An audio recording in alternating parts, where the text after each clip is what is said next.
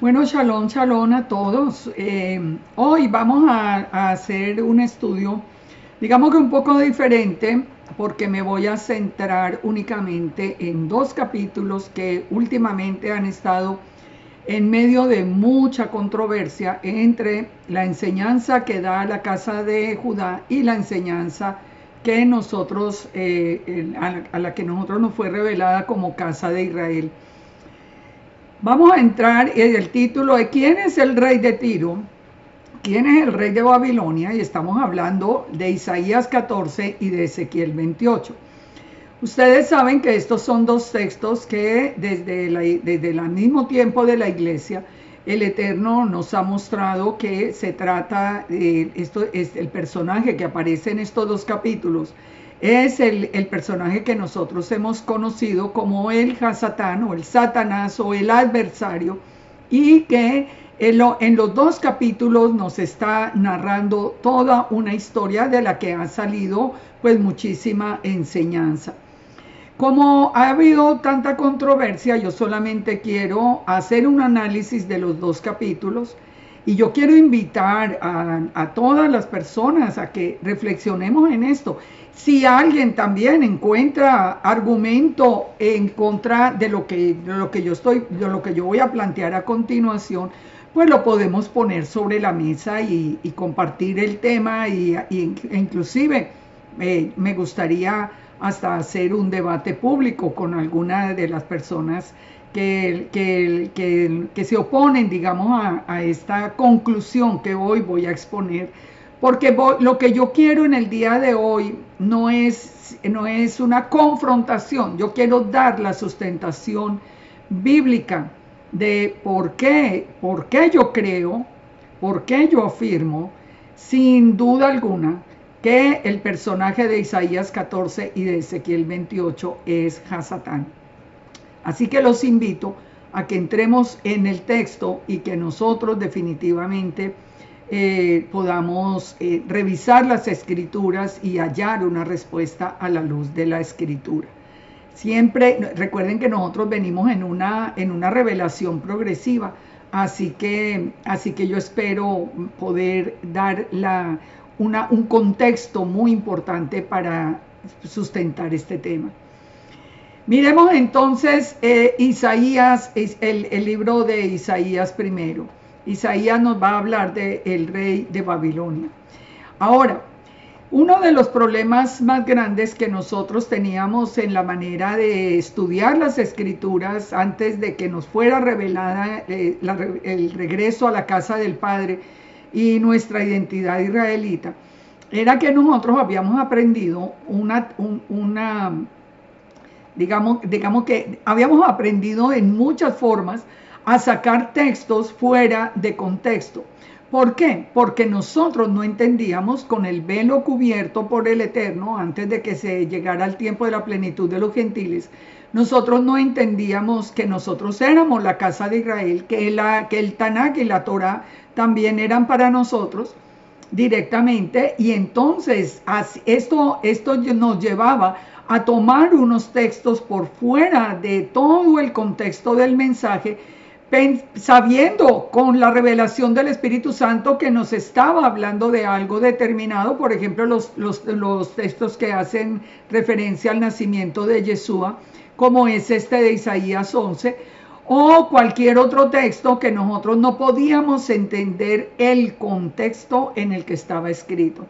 Pero ahora no, las cosas han cambiado y yo por lo menos les puedo contar como digamos como algo anecdótico, tal vez, que después de tantos años de estudiar las escrituras, solo cuando el Padre me reveló la identidad israelita fue cuando yo empecé a estudiarla palabra por palabra, como ha sido la manera mía de enseñar, palabra por palabra, capítulo por capítulo y verso por verso, porque ya nosotros estamos familiarizados con el significado de todo el contexto. Así que vamos directamente a Isaías 11:1. ¿Por qué a Isaías 11? ¿Por qué no empiezo con Isaías 14?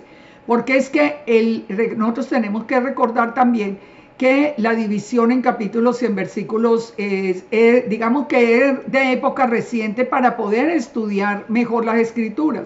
Pero las escrituras simplemente se escribieron en rollos que no tenían ninguna división.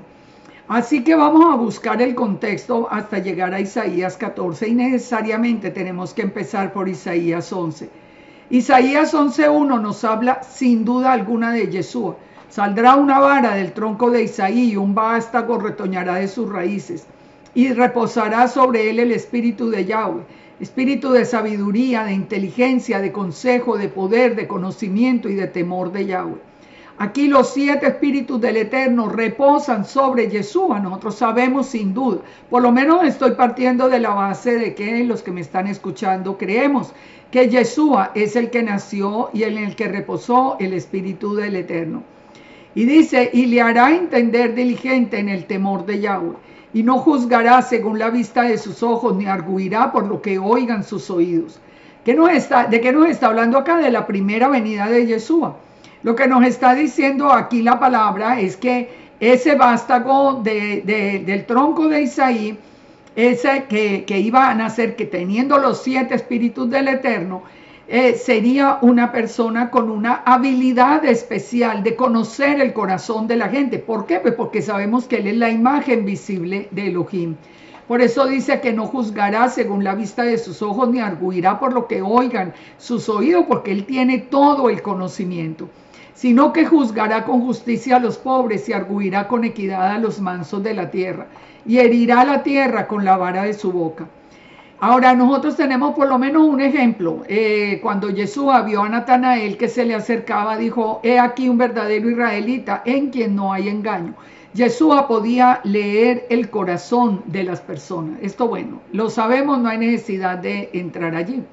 Pero también el mismo texto nos está hablando de la segunda venida de Yeshua. Y está hablando del mismo vástago de la raíz de Isaí. Y nos está hablando del tiempo del milenio, que es en su segunda venida. La justicia será cinto de sus lomos y la fidelidad ceñidor de su cintura. Y morará el lobo con el cordero y el leopardo con el cabrito se acostará. El becerro y el león y la bestia doméstica andarán juntos y un niño los pastoreará. La vaca y la osa pasarán, sus crías se echarán juntas y el león como buey comerá la paja. Y el niño de pecho jugará sobre la cueva del áspid y el recién destetado extenderá su mano sobre la cabeza de la víbora. Esto nunca ha ocurrido, o sea, esto va a ocurrir en el milenio, eso sin duda alguna. Ahora sigue diciendo el verso 9, no hará mal ni dañarán en todo mi santo monte. Dice, porque la tierra será llena del conocimiento de Yahweh como las aguas cubren el mar. Esta palabra que también nosotros la podemos encontrar con Habacuc 2:14, nos lleva a nosotros a ese tiempo, a ese tiempo también, al tiempo milenial. Ahora nos dice el verso 10, sigue hablando de Yeshua sin duda. Dice, acontecerá en aquel tiempo. ¿Cuál es aquel tiempo? En la venida de Yeshua. Que la raíz de Isaí, la cual estará puesta por pendón a los pueblos, será buscada por la gente y su habitación será gloriosa. Asimismo acontecerá en aquel tiempo que Yahweh alzará otra vez su mano para recobrar el remanente. ¿De qué estamos hablando aquí? ¿Cuál es esa raíz de Isaí que sería puesta como pendón a las naciones? Ustedes lo pueden ver ahí en el PowerPoint, es la cruz. La cruz fue la que llevó el mensaje de Yeshua hasta lo último de la tierra. Esto también es algo indiscutible. Ahora, dice que alzaría otra vez su mano para recobrar el remanente. ¿Qué es lo que está pasando hoy? Que el Eterno volvió a alzar su mano, nos llamó, nos silbó desde los cielos, nosotros entendimos el regreso y entendimos la identidad como casa de Israel, y el Eterno está recobrando el remanente. Porque Yeshua mismo lo dijo, yo solo vine a buscar las ovejas perdidas de la casa de Israel. Así que está reuniendo el remanente. Y dice, y levantará pendón a las naciones, y pongan atención, juntará a los desterrados de Israel y reunirá a los esparcidos de Judá de los 4 confines de la tierra. ¿Cuál es la diferencia entre desterrados y esparcidos? Desterrados es el que perdió su nacionalidad. Esparcido es el que fue echado del país, pero conserva la nacionalidad. El judío, donde quiera que esté en el mundo, sigue siendo judío.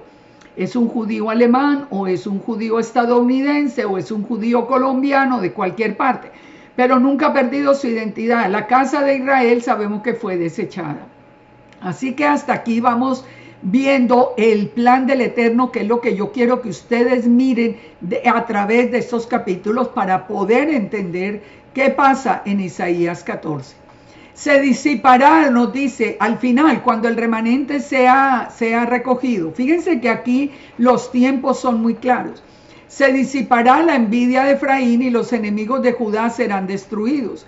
Efraín no tendrá envidia de Judá y Judá no afligirá a Efraín. Hoy estamos en ese proceso en que Efraín se quiere vestir como Judá y quiere copiar todo lo que dice Judá y está rendido a los pies de Judá porque envidia la identidad de Judá. Y Judá aflige a Efraín diciéndole, no, ustedes siguen siendo gentiles, ustedes no son la casa de Israel, en fin, todo esto que nosotros estamos viendo. Fíjense, estaba advertido. Dice, sino que volarán sobre los hombros de los filisteos al occidente, saquearán a los de oriente, Edom y Moab, servirán a los hijos de Amón y le obedecerán. Y secará Yahweh la lengua del mar de Egipto y levantará su mano con el poder de su espíritu sobre el río y lo herirá en sus 7 brazos y hará que pasen por él con sandalias y habrá camino para el remanente de su pueblo, el que quedó de Asiria. ¿Quién es el que fue llevado cautivo por Asiria? La casa de Israel. De la manera que hubo para Israel en el día en que subió la tierra de Egipto. O sea, aquí está hablando de todo el proceso que nosotros estamos siguiendo actualmente. Otra vez el Padre, digamos que abrió otra vez las aguas para que nosotros pudiéramos entrar y con esa nueva inmersión ser otra vez parte del pueblo, así como pasó cuando salimos de Egipto. ¿Qué pasa en el capítulo 12? En el capítulo 12, entonces, ya una vez conociendo nuestra identidad, dice el capítulo 12, en aquel día dirás, cantaré a ti, oh Yahweh, porque aunque te enojaste contra mí, tu indignación se apartó y me has consolado. ¿Con quién estuvo indignado? Con la casa de Israel. Recuerden, fue cortada, después tuvo misericordia. Y la indignación se pasó y fuimos nosotros consolados. ¿En dónde está eso anunciado? En Isaías 40 también. He aquí, el Eterno es salvación mía. Me aseguraré y no temeré porque mi fortaleza y mi cántico es Yahweh, quien ha sido mi salvación. Y nos dice el verso 3, sacaréis con gozo aguas de las fuentes de la salvación. Aquí nos sigue diciendo cuáles son esas aguas vivas, las aguas vivas de la Torá, las aguas vivas, Yeshua, que es el agua viva mismo. Y nos dice que en aquel día, cuando nosotros ya conociéramos nuestra identidad ya perdonada, otra vez nosotros siendo parte del pueblo y de la mano de Yeshua, dice, diréis en aquel día, cantad a Yahweh su nombre, haced célebres en los pueblos sus obras, recordad que su nombre es engrandecido, cantad salmos a Yahweh porque ha hecho cosa magnífica, porque sabido es esto en la tierra, regocíjate y canta, moradora de Sión, porque grande es en medio de ti el Santo de Israel. Miremos aquí un poquito más de contexto, paremos acá un poco antes de entrar en el capítulo 13, y vamos a entrar vamos a ver algo que está en el libro de Isaías y es muy importante de recordar. Primero, los nombres de los hijos de Isaías. Los nombres de los hijos de Isaías no son ninguna casualidad. El hecho de que uno de los hijos se llame Maher Salal Asbaz, que es el despojo se apresura, y Sear Jasub, un remanente volverá, pues nos está hablando del plan del Eterno. Nos dice también que en Isaías 7:8 nos avisó el Eterno a través del profeta que Efraín dejaría de ser parte del pueblo. Pero también nos da una promesa de regreso de la casa de Israel. y nos está hablando a través del profeta de todo esto el proceso que ya conocemos, la fuente de Gijón, que significa un útero, una fuente de agua viva, nos habla de Siloé, que significa el enviado, nos habla del nacimiento del agua viva en la fuente de la Virgen, que todo es consecuencia de un encuentro, los dos se encuentran, fluye el agua viva. O sea, nos está hablando de toda la restauración de Israel en los capítulos de este profeta. Ahora, nos habla entonces aún hasta del tiempo milenial y del reinado del Eterno. Pero nosotros vamos comprendiendo todo el tema. ¿Por qué estoy metiendo tan rápidamente este tema? Porque recuerde que nosotros también habíamos sacado fuera de contexto, el texto que nos dice que la Virgen daría a luz un hijo. Entonces, nosotros no entendíamos lo que sucedía alrededor. Nosotros no sabíamos sabíamos que era Yeshua.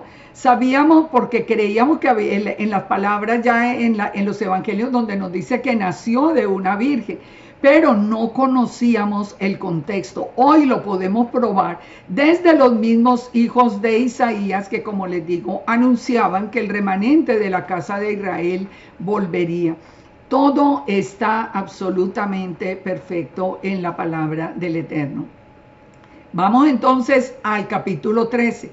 ¿De qué nos está hablando el capítulo 13? El capítulo 13 nos habla del día de Yahweh. Recuerden, estamos viendo el nacimiento de Yeshua, iré a las naciones, está la recolección de la casa de Israel, la unión de la otra vez de todo el remanente, del tiempo del milenio. Aquí nos va a hablar del día de Yahweh. Y en el día de Yahweh, ¿qué nos habla? Una profecía sobre Babilonia. Aquí nos está hablando de Babilonia en general. Dice, profecía sobre Babilonia revelada a Isaías, hijo de Amós. Levantad bandera sobre un alto monte, alzad la voz a ellos, alzad la mano para que entren por puertas de príncipes. Yo mandé a mis consagrados, asimismo llamé a mis valientes para mi ira y a los que se alegran con mi gloria. Está hablando del día de la ira.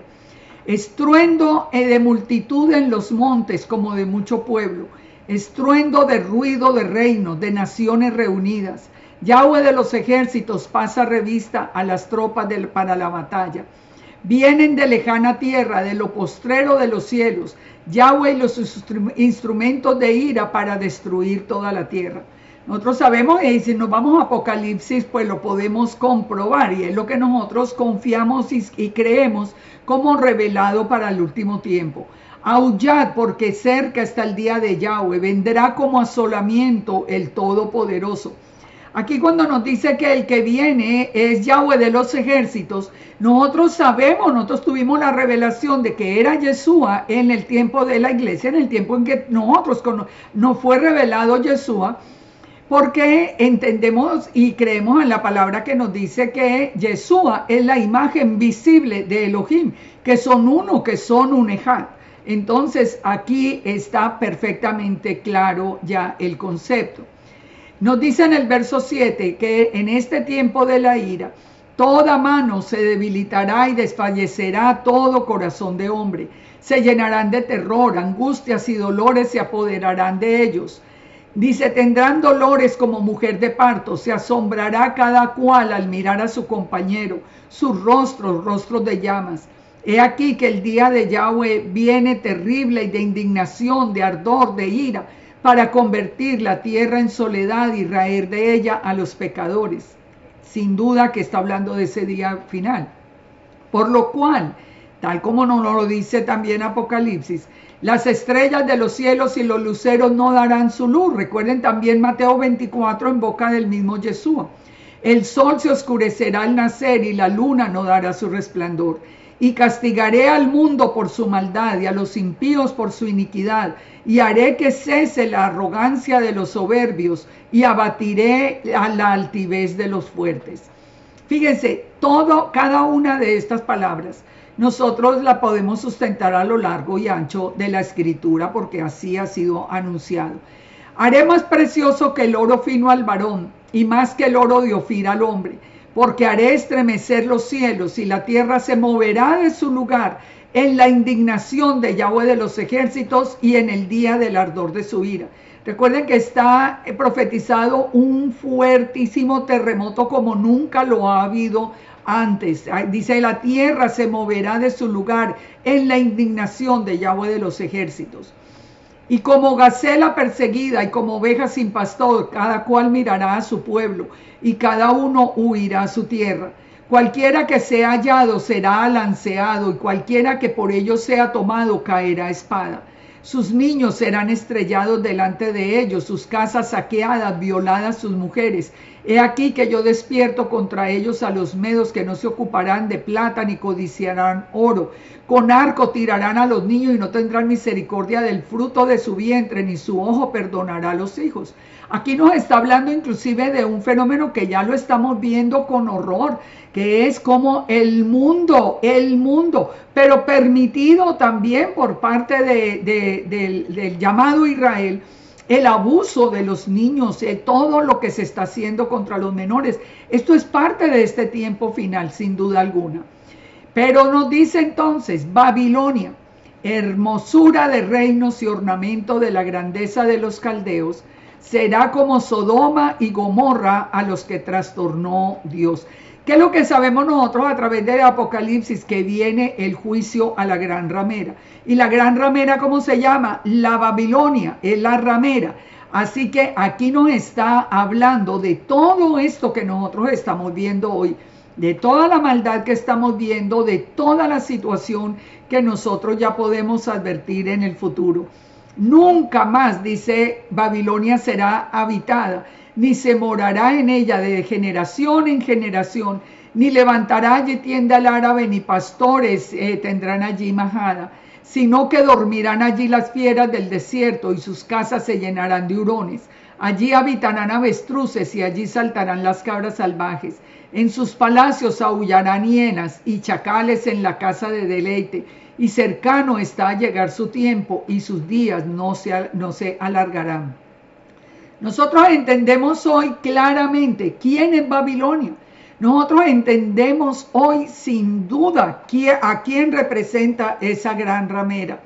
¿Por qué? Porque ya el panorama, digamos que se ha aclarado de tal manera que nosotros podemos entender, como yo lo he enseñado también en otros temas, que Babilonia es una ciudad, pero Babilonia es un sistema económico y jurídico, y Babilonia es un sistema religioso. O sea que nosotros no estamos hablando únicamente del Babilonia bíblico, digamos, lo que sería supuestamente la región de Irak. No, nosotros estamos hablando ya a nivel mundial de una ciudad que va a ser destruida, la gran ramera, de un sistema económico y jurídico y de un sistema religioso en general, porque nosotros ya estamos viendo todo el proceso en marcha. Aún en esta misma imagen que ustedes ven, no es una coincidencia que la misma forma que tenía la torre de Babel, la tenga ahora toda esta torre que incluye este nuevo orden mundial. Así que fíjense, ya está como todo tan claro que nosotros podemos ver cómo el Babilonia se encuentra señalada por los mismos ocupantes de una manera especial. ¿Con qué? Con los obeliscos. Los obeliscos eran la entrada a los templos babilónicos.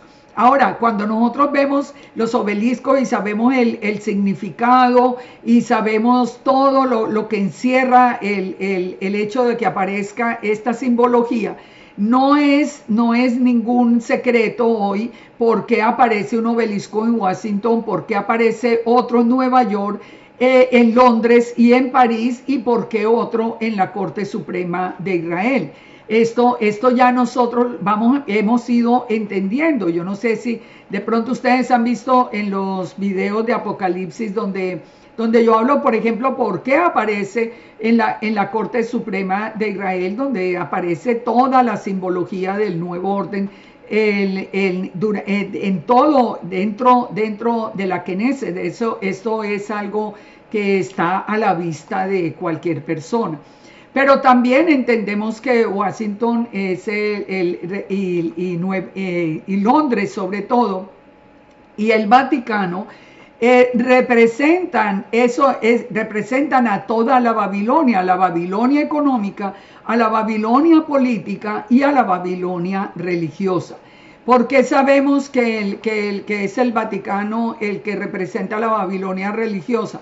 Pues porque hoy también está a la vista de todos lo que está ocurriendo. No es una coincidencia pensar que, por ejemplo, la sala de juntas en la que despacha hoy por hoy el Papa tenga la forma de la serpiente adentro y afuera, por fuera y por dentro. O sea, es una representación absolutamente clara. Nosotros sabemos, tiene el obelisco en toda la mitad, nosotros sabemos todo lo que ha salido de allí, toda la historia. Así que nosotros podemos concluir sin ningún problema, nosotros podemos entender que toda la descripción que hace Apocalipsis de la gran ramera tiene que ver con todo esto que estamos viendo acá. Aún los colores, las joyas, todo es lo que estamos viendo. ¿Quiénes son los que quién está hoy promoviendo la nueva religión mundial? La está promoviendo el Vaticano, la está promoviendo Roma. Nosotros vemos hoy la construcción, por ejemplo, de la casa abrahámica, uniendo ya las tres grandes religiones en una sola religión mundial. Es que ya estamos tan avanzados en el tema que ya esto no es imaginación nuestra, es que ya es una realidad.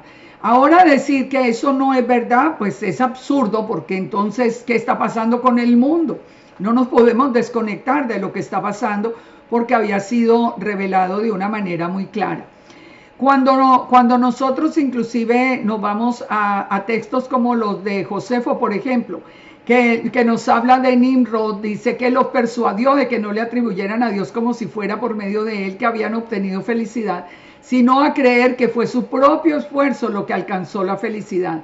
Eso cambió el gobierno en una tiranía. Bueno, Nimrod aparece en versiones tempranas. ¿Por qué lo estoy tomando? Porque desde Nimrod viene ese enfrentamiento del enemigo a todo el plan del Eterno. El plan de Nimrod era establecer una tiranía, así por lo menos también lo confirman los libros de Josefo. Y nosotros vemos que el plan de hoy es establecer una tiranía en el mundo. Nimrod aparece en las versiones tempranas de la historia de los masones, de quien se dice que fue uno de los fundadores de la fraternidad. Según la enciclopedia de la masonería, una leyenda antigua de la Constitución refiere a Nimrod como uno de los fundadores de esta asociación. Hoy nosotros deberíamos estar investigando un poco más este tema, porque este tema es el que está causando mucho problema y mucha confusión en medio de la restauración de Israel. Pero recordemos, Nimrod es digamos que aparece como de donde se origina Babilonia, porque de él viene la Torre de Babel, es el inicio de Babilonia y es el que se opuso al Eterno. ¿Qué quería la Torre de Babel? Llegar hasta el cielo. Pongan atención y recuerden eso, por eso lo estoy recordando en este momento. Ahora, cuando nosotros vemos en la actualidad el origen de todas estas órdenes que hacen esa relación con Nimrod, nosotros vemos que esta orden iluminada era una sociedad secreta formada en Baviera que existió desde 1776. 1776 es una fecha absolutamente trascendental en el día de hoy. ¿Y cómo se llamaba todo este grupo? Se llamaba la Hermandad de la Serpiente. O sea, tampoco eso es ninguna coincidencia. En 1785 se une la Orden de los Saboteos. Y aquí, con qué vamos uniendo todo a esta Babilonia? En 1785 se une la Orden de los Saboteos. Shabtai es uno de los iniciadores, que fue uno de los proclamados Mesías en Judá, pero es también el que origina todo el estudio de Kabbalah y de Zohar, y bueno, ustedes pueden leer allí para no entrar en más conflicto. ¿Por qué estoy estableciendo todo esto? Porque de todo este trasfondo que se opone al Eterno, es de donde nos viene a nosotros la enseñanza que está causando tanta confusión al hablar de quién es el rey de Babilonia. Por eso estoy estableciendo esto. En Apocalipsis 2:8, ¿qué nos dice la palabra? Nos dice el mismo Yeshua: escribe al ángel de la iglesia de Esmirna, el primero y el postrero, el que estuvo muerto y vivió. Dice esto: yo conozco tus obras, tu tribulación y tu pobreza, pero tú eres rico.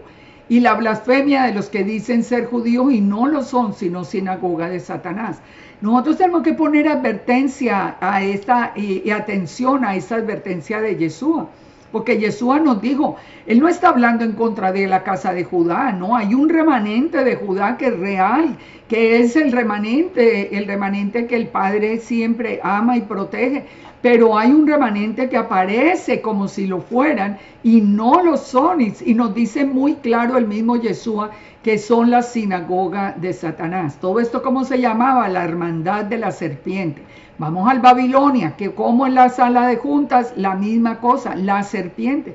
¿Por qué estamos hablando acá de todo esto? Porque nosotros tenemos que hacer la relación directamente para poder entender el texto ya posteriormente en Isaías 14, que toda esta batalla surge del mismo Edén, donde la batalla de las simientes es anunciada por el Eterno, donde el Eterno dice que pondrá en enemistad a la simiente de la mujer, que sabemos que es Yeshua, porque no hay otra opción sino Yeshua, y contra la simiente de la serpiente. Nosotros estamos viendo hoy todo esto absolutamente reunido, todo opuesto al Eterno. La nueva religión mundial deja por fuera al Eterno, es únicamente, es todo lo que estaba anunciado del antimesías. En Apocalipsis 17, que nos advierte el texto, dice que uno de los 7 ángeles que tenían las 7 copas le dijo: ven y te mostraré la sentencia contra la gran ramera. La sentencia contra Babilonia, ¿quién es? Nos dice: la que está sentada sobre muchas aguas. ¿Qué representan las aguas? Las naciones. Ya vemos la Babilonia económica, la Babilonia política, la Babilonia religiosa. Estamos hablando de los puntos centrales en Washington, en Londres y en Roma. Dice que ha fornicado con los reyes de la tierra, y los moradores de la tierra se han embriagado del vino de su fornicación. O sea, está hablando de la Babilonia, de la ramera que está contaminada y que contaminó ¿a quién? A todos los reyes de la tierra.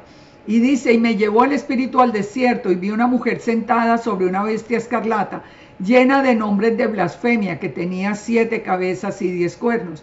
Y la mujer estaba vestida de púrpura y escarlata, y adornada de oro, de piedras preciosas y de perlas. Esto es absolutamente claro. Y dice: tenía en la mano un cáliz de oro lleno de abominaciones. Bueno, ¿de dónde se levanta el cáliz de oro? Es que todo es absolutamente, hoy lo podemos ver expuesto. En su frente tiene un nombre escrito: Babilonia la Grande, la madre de las rameras y de las abominaciones de la tierra. Esta mujer, dice, está ebria de la sangre de los santos. Ustedes recuerdan todo lo que ha salido de allí, todo lo de la Inquisición, todo lo de las cruzadas, todo esto que ha salido. Y de la sangre de los mártires de Yeshua. ¿Cuántos mártires fueron sacrificados dentro del mismo Coliseo romano? En las mismas calles de Roma.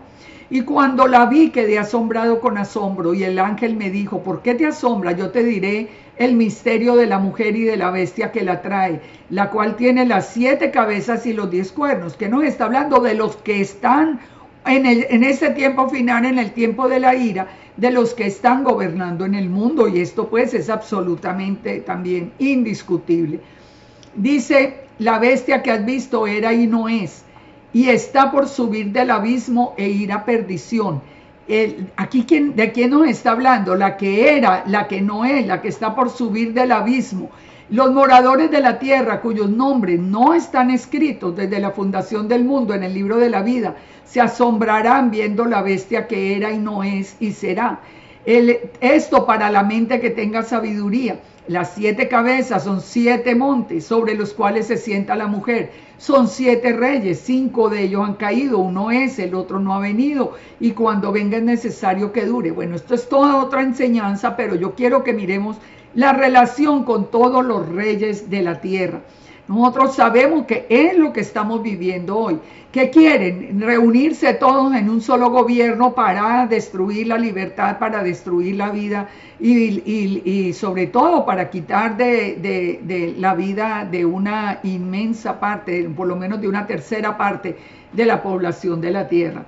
En Apocalipsis 18, que nos sigue diciendo de que esa Babilonia va a ser destruida. Dice: porque ha caído la gran Babilonia, se ha hecho habitación de demonios y guarida de todo espíritu inmundo y albergue de toda ave inmunda y aborrecible.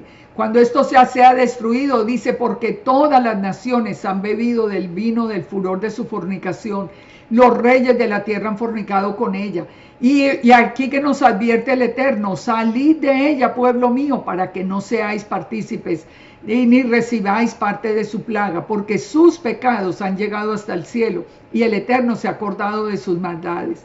Dale a ella como ella os ha dado, y pagadle doble según sus obras. En el cáliz en que ella preparó bebida, prepararle a ella doble. Viene todo ese juicio. Nosotros sabemos que esto lo vamos a ver, y dice que será destruida en un día. Así que lo iremos a ver. Cuanto ella se ha glorificado y ha vivido en deleites, tanto darle de tormento y de llanto. O sea, todo esto es el final de toda esta Babilonia. Este juicio que está anunciado en Isaías 13, que nos está hablando de todos los reyes de la tierra mezclados allí bajo el poder de la bestia. ¿Quién es? Ya lo vamos a descubrir. En Isaías 26, siempre recordemos que por este tiempo, para este tiempo de la ira, nos dice el Eterno: pueblo mío, anda y entra en tus aposentos, cierra tras de ti tu puerta, escóndete por un momento, escóndete un poquito por un momento, en tanto que pasa la indignación. Nosotros sabemos que esa batalla no es nuestra, esa batalla es del Eterno. Ahora, pero nosotros tenemos que recordar siempre que es que estamos hoy al final de la batalla, porque es que todo lo que está profetizado está ocurriendo a los ojos nuestros en el día de hoy.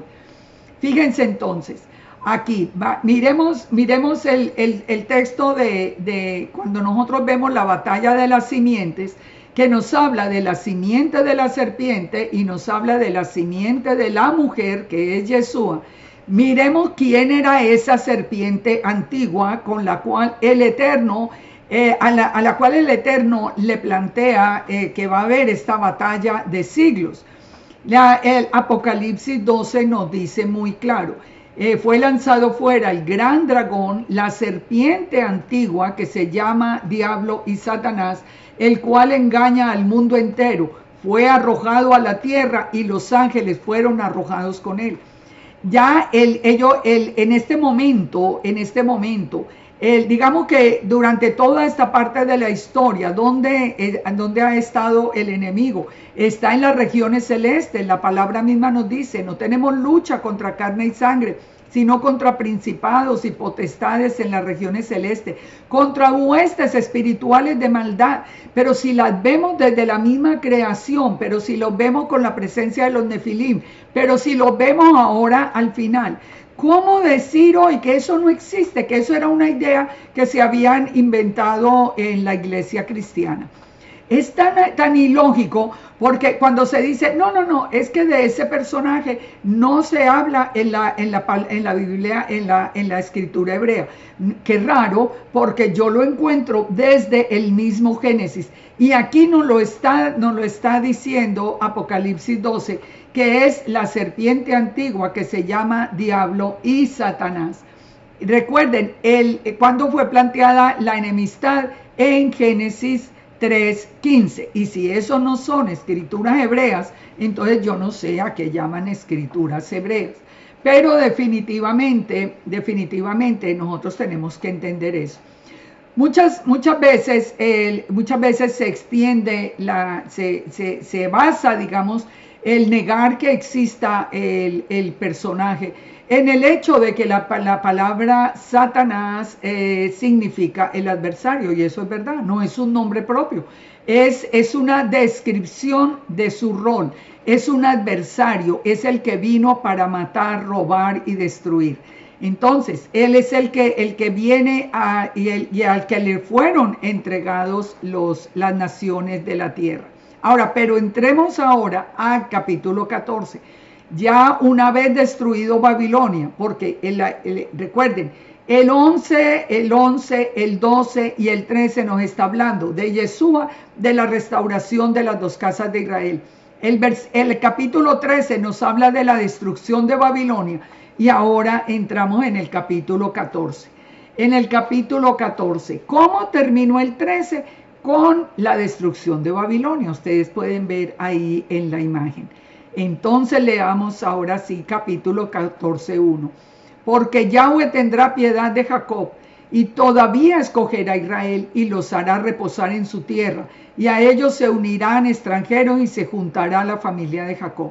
¿Qué quiere decir el 14:1? No está hablando de qué. Ya cuando el remanente sea llevado a Jerusalén y nosotros heredemos la tierra prometida.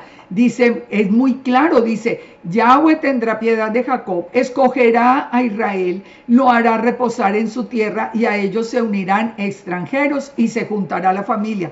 Recuerden, la casa de Israel está formada por las tribus que formaban todas las tribus del norte, más los gentiles que a través de todo este proceso, desde que fueron sacados de Asiria y se volvieron gentiles, de todos los gentiles que creímos en el Dios de Israel. Así que dice, y los tomarán los pueblos y los traerán a su lugar. ¿Está hablando de qué? Del día que ya entremos a Sión cantando, porque así nos dice la palabra, dice que volveremos los redimidos de Yahweh a Sión cantando, y gozo perpetuo habrá sobre nuestras cabezas. Es literalmente este mismo capítulo. Lo tomarán los pueblos, los traerán a su lugar. La casa de Israel los poseerá por siervos y criadas en la tierra de Yahweh. Aquí la casa de Israel ya está tomando posesión de su herencia, de la tierra prometida. Cautivarán a los que los cautivaron y señorearán a los que los oprimieron. Y en el día que Yahweh te dé reposo de tu trabajo y de tu temor y de la dura servidumbre en que te hicieron servir. Recuerden, nosotros por la desobediencia salimos, pero ¿cuánto perdimos de la bendición, de la dirección del Eterno? También la misma casa de Judá, ¿cuánto ha sufrido también en todo este proceso? Aquí ya el Eterno está hablando. Cuando el Eterno te dé reposo de tu trabajo, es decir, cuando ya estamos en Sión, con Yeshua a la cabeza, ya estamos en el tiempo del milenio de nuevo.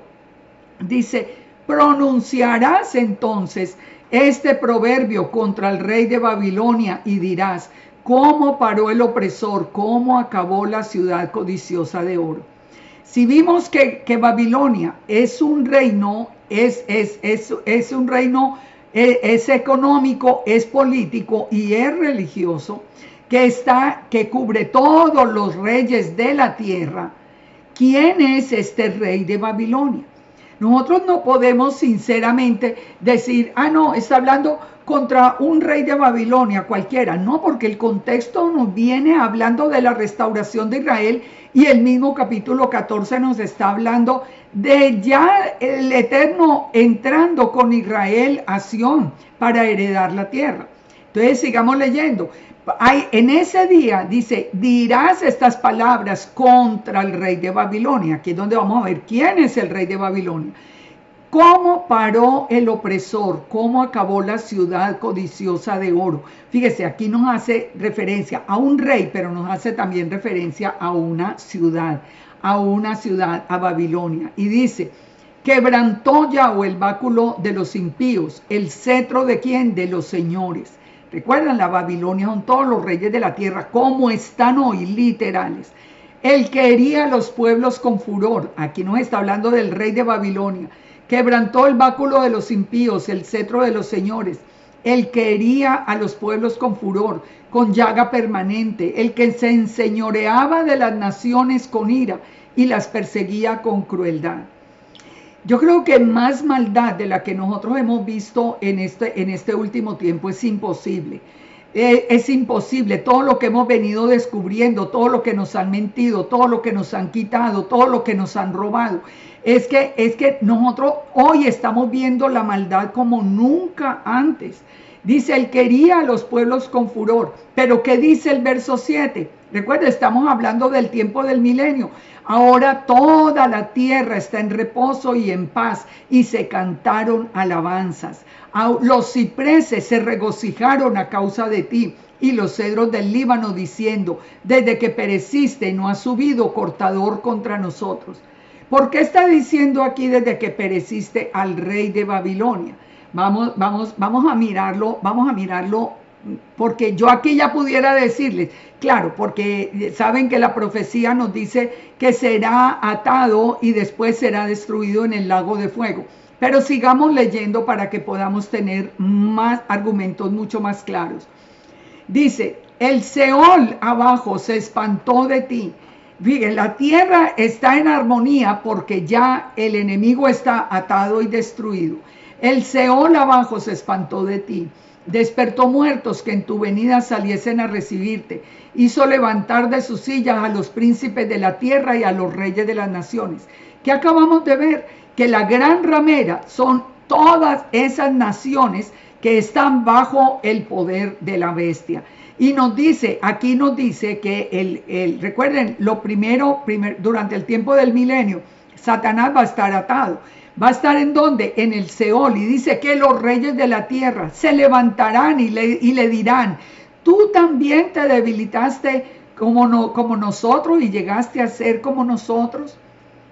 Pensemos, y nos está hablando del final, no nos está hablando de cualquier rey de Babilonia, ni de Nabucodonosor, ni de ninguno. Nos está hablando del tiempo final, del que se enseñoreaba de las naciones, el que las ha destruido, el que ha acabado con la paz, el que ha acabado con el plan del Eterno, con el amor, con todo.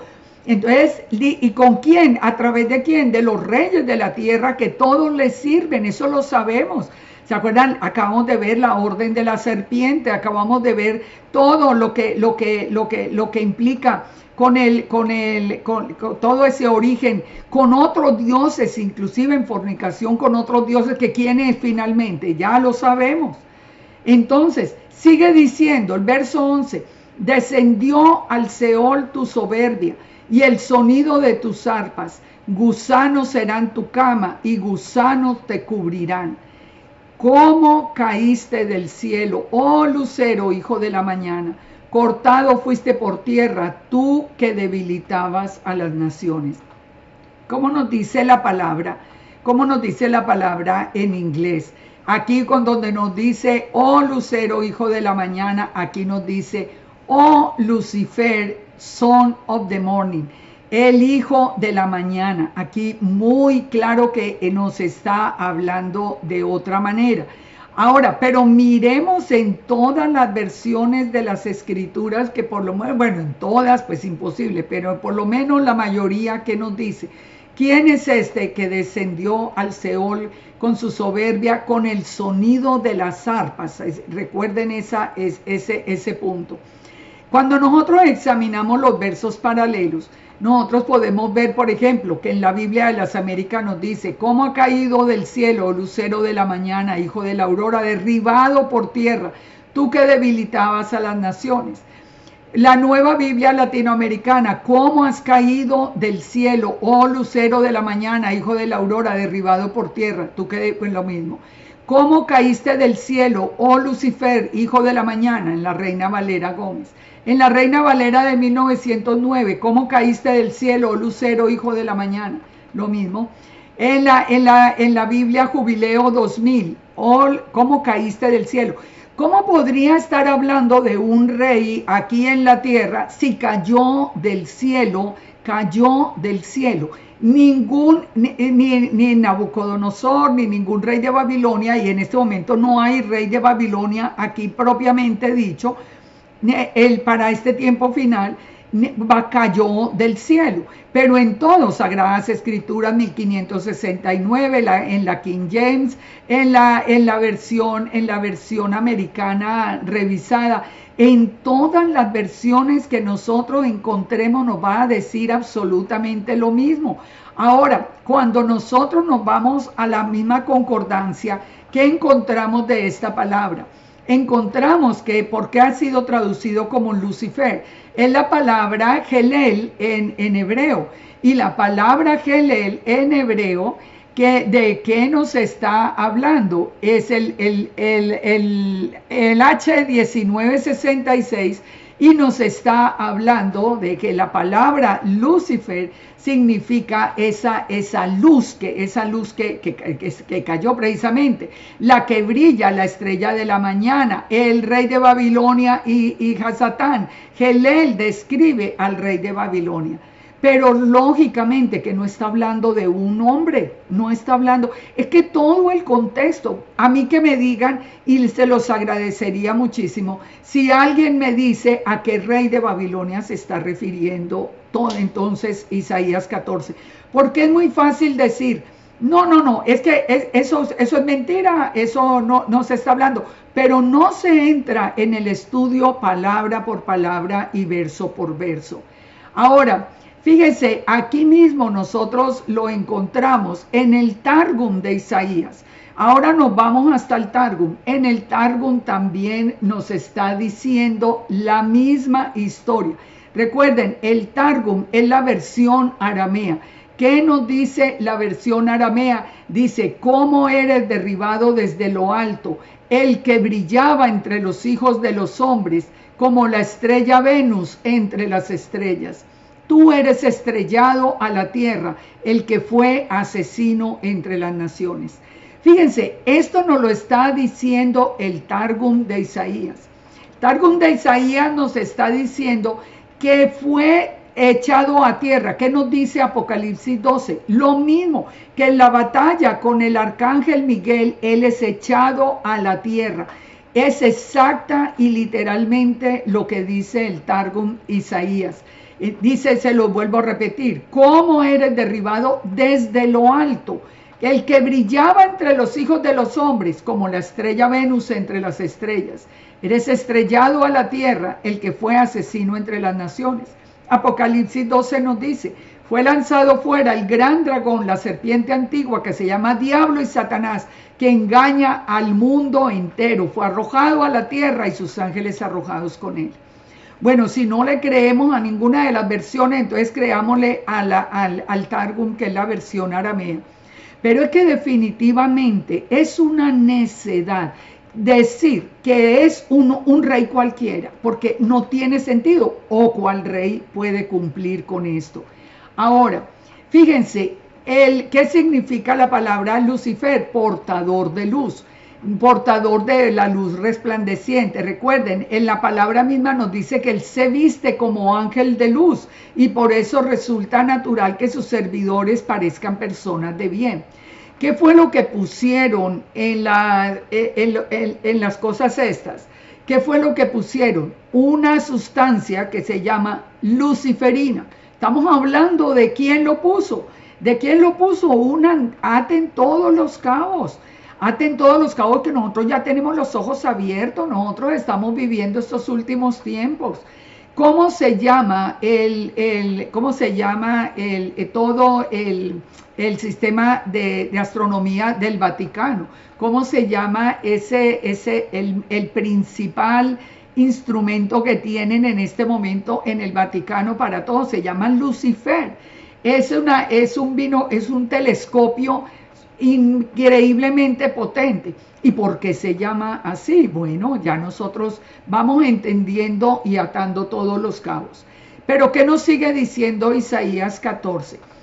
Tú que decías en tu corazón, subiré al cielo, en lo alto, junto a las estrellas de Dios levantaré mi trono, y en el monte del testimonio me sentaré a los lados del norte. Aquí tenemos dos puntos muy importantes para poder defender este argumento de que estamos hablando aquí del enemigo, estamos hablando del Satanás que siempre hemos aprendido a través de la revelación que nosotros tuvimos como Casa de Israel, que era el origen mismo de Hasatán, de toda esta batalla de las simientes.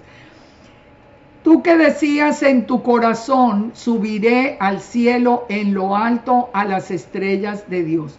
Yo quiero volver un momentico acá, desde el verso 12. Dice, ¿cómo caíste del cielo, oh lucero, hijo de la mañana? Ya lo vimos, cortado fuiste por tierra, tú que debilitabas a las naciones.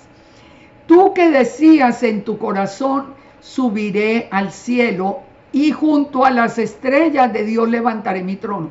¿Cómo pudiera un hombre cualquiera, un hombre y un rey pagano, como por qué un rey pagano de Babilonia, un ser humano común y corriente, como por qué va a querer ir hasta las estrellas y levantar el trono en lo alto, en el trono del Eterno? Ahora dice, en el monte del testimonio me sentaré a los lados del norte. ¿Cuál es el monte del testimonio? El monte del testimonio en hebreo es la palabra Ohel Moed. Ohel Moed, según Éxodo 33:7, es el tabernáculo de reunión. ¿Y qué pasaba a los lados del norte? Porque dice que se va a sentar ahí a los lados del norte, porque era donde los sacerdotes recibían las ofrendas. Pero dice algo que es muy interesante. Dice que se sentará en el monte del testimonio. ¿Eso qué quiere decir? En el templo nadie se sentaba. Eso lo hemos aprendido y así era. En el templo nadie se sentaba. El único que se va a sentar, y lo estaba él diciendo en su corazón, es el que nos dice en 2 de Tesalonicenses 2:3, cuando nos dice la palabra: nadie os engañe en ninguna manera, porque no vendrá sin que antes venga la apostasía, se manifieste el hombre de pecado, el hijo de perdición, que es quien, el antimesías, el cual se opone y se levanta contra todo lo que se llama Dios o es objeto de culto, tanto que se sienta en el templo del Eterno como el Eterno, haciéndose pasar por el Eterno. Se sienta en el templo de Dios. ¿Quién es el que se va a sentar ahí? Se va a sentar el antimesías, se va a sentar allí diciendo que es el Eterno. Pero ¿qué nos dice la palabra? Que el antimesías va a obrar en el espíritu de Satanás. Satanás toma posesión del antimesías una vez que es echado a la tierra. Por eso el antimesías, que no es un hombre común y corriente, es Satanás en un cuerpo, que ha tomado ese cuerpo, es uno de los que van a estar para siempre en el fuego eterno. Recordemos, y solo como un paréntesis, ningún ser humano va a estar en el fuego eterno. En el fuego eterno va a estar Satanás, va a estar el antimesías, va a estar la bestia, la bestia, el falso profeta y Satanás. Así que fíjense, este personaje que dice que se va a sentar en el templo y que se va a hacer pasar como Dios, que se va a declarar como Dios, como Yahweh, en lugar de Yahweh, Esto es en este tiempo. Si este rey de Babilonia es un hombre común y corriente, ¿quién es ese hombre? ¿Quién es ese hombre? ¿Por qué lo llama el Lucifer? ¿Por qué lo llama el que cayó del cielo? Es que las mismas palabras todas se unen. Y dice, y sobre las alturas de las nubes subiré y seré semejante al Altísimo. Mas tú derribado eres hasta el Seol, a los lados del abismo. Dice, se inclinarán a ti los que te vean, te contemplarán diciendo, ¿es este aquel varón que hacía temblar la tierra, el que trastornaba los reinos, el que puso el mundo como un desierto, el que asoló las ciudades y a los presos nunca abrió la cárcel? Todos los reyes de las naciones, todos yacen con honra, cada uno en su morada. Pero tú echado eres de tu sepulcro como vástago abominable, como vestido de muertos pasados a espada que descendieron al fondo de la sepultura, como cuerpo muerto hollado. No serás contado con ellos. ¿Con quiénes son ellos? Los otros reyes en la sepultura, porque tú destruiste la tierra, mataste a tu pueblo. No será nombrada para siempre la descendencia de los malignos. Y sigue diciendo, preparad a los hijos para el matadero por la maldad de sus padres. No se levanten, no posean la tierra ni llenen las ciudades, porque yo me levantaré contra ellos, dice Yahweh de los ejércitos, y raeré de Babilonia el nombre y el remanente, el hijo y el nieto, dice Yahweh, y la convertiré en posesión de erizos y en lagunas de agua, y la barreré con escobas de destrucción, dice Yahweh de los ejércitos. Yahweh de los ejércitos juró diciendo, ciertamente se hará de la manera que lo he pensado y será confirmado como lo he determinado, que quebrantaré al asirio en mi tierra. ¿Quién es el asirio? El asirio es la referencia al antimesías. Y en mis montes lo hollaré y su yugo será apartado de ellos y su carga será quitada del hombro. Este es el consejo que está acordado sobre toda la tierra y la mano extendida sobre las naciones. Porque Yahweh de los ejércitos lo ha determinado, ¿y quién lo impedirá? Y su mano extendida, ¿quién la hará retroceder? En el año que murió el rey Acaz fue esta profecía: no te alegres, Filistea, por haber quebrado la vara que te hería, porque de la raíz de la culebra saldrá áspid y de su fruto la serpiente voladora. O sea, todo esto nos hace referencia a este último tiempo. ¿Quién pudiera ser ese rey de Babilonia? Si es el antimesías, sabemos por la palabra que nos dice que él viene en el poder de Satanás. O sea, Satanás se toma posesión de ese cuerpo. Y los primogénitos de los pobres serán apacentados, los menesterosos se acostarán confiados. Mas yo haré morir de hambre tu raíz y destruiré lo que de ti quedare. Aúlla puerta, clama ciudad, disuelta estás Filistea, porque humo vendrá del norte y no quedará ninguno de las asambleas. ¿Y qué se responderá a los mensajes de las naciones? Que Yahweh fundó a Sión y que a ella se acogerán los afligidos de su pueblo. Entonces aquí lo estamos viendo todo el capítulo. ¿Por qué lo leí todo? Porque a mí no me gustan los textos fuera de contexto, ni pasar ahí diciendo, no, eso es un rey cualquiera. No, señor, no es posible. No puede haber un ser humano que cayó del cielo, porque nos lo está diciendo la palabra en muchas otras partes y nos lo está confirmando. ¿Por qué sabemos que él era el que tenía los reinos del mundo? Lo vemos confirmado en Mateo 4:8. Dice, otra vez le llevó, aquí están hablando el mismo Satanás y Yeshua. Y Yeshua no sabía que Satanás no existía. O sea, yo he oído unas cuantas cosas terribles, pero aquí está él hablando con Yeshua. ¿Por qué en el desierto? Porque aquí va a comenzar, digamos, la parte de la batalla final. Que porque todo aparece casi todo, digamos, la mayoría de la información aparece en el pacto renovado y no en el Tanaj. Pues claro, porque con la venida de Yeshua, esa batalla de las simientes comienza aquí en la tierra. La batalla fue planteada desde Génesis, pero cuando Yeshua viene y él sale al desierto, él va a comenzar su vida pública. ¿Qué es lo que hace el enemigo? Le dice, le dice, le mostró a Yeshua todos los reinos del mundo y la gloria de ellos, y le dijo, esto te lo daré si postrado me adorares. Entonces Yeshua le dijo, vete, Satanás, porque escrito está, al Señor tu Dios adorarás y a él solo servirás. Y el diablo lo dejó, y vinieron ángeles y le servían. Y el séptimo ángel tocó la trompeta, dice Apocalipsis 11:15, y hubo grandes voces en el cielo que decían, los reinos del mundo han venido a ser de nuestro Señor y de su Mesías. Miremos esto rápidamente.